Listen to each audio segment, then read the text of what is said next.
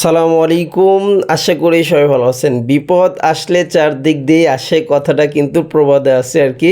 এইটা আমি হাড়ে হাড়ে টের পাচ্ছি, কারণ আমার এমন একটা বিপদ হয়েছে যে আমি এই বিপদের মাঝে আপনাদের সাথে হয়তো আমার ছোট্ট খামার এবং আমার হাঁস এবং মুরগির ভিডিওগুলো আপনাদের সাথে হয়তো শেয়ার করতে পারবো না।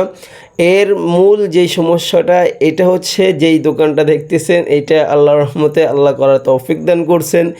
যদিও আমার দোকানটা প্রথমে এত বড় ছিল না, আলহামদুলিল্লাহ আমার এই দোকান এখন আমাদের বাজারের মধ্যে সবার থেকে বড় আর কি।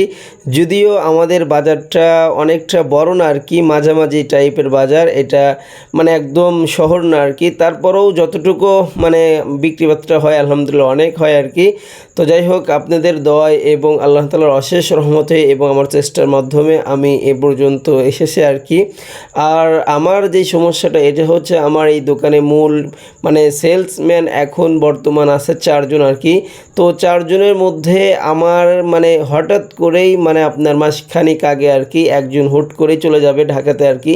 মানে তার এখানে আমরা যেই বেতনটা দিই এটাতে তার সাংসারিক একটু খরচাটা মেনটেন হয় না আর কি, এই জন্যই তিনি ঢাকায় চলে গেছেন আর কি।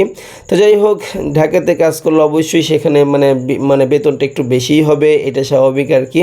তো যাই হোক, এখানে আমাদের রইল আর 3 জন আর কি। 3 জনের মধ্যে এখন আবার একজন হুট করেই অসুস্থ হয়ে পড়েছে আর কি। অনেক দিন আগেই 7 দিন বিগত হয়ে গেছে আর কি। আর এখন যে একটা আছে, ইনি আবার নতুন বিয়ে করেছেন আর কি।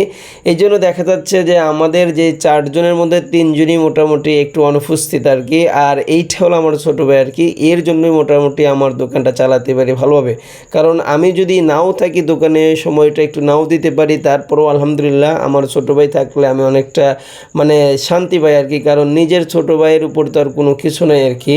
তো আমি থাকা যেই কথা, আমার ছোটো ভাই থাকাও সেই কথা।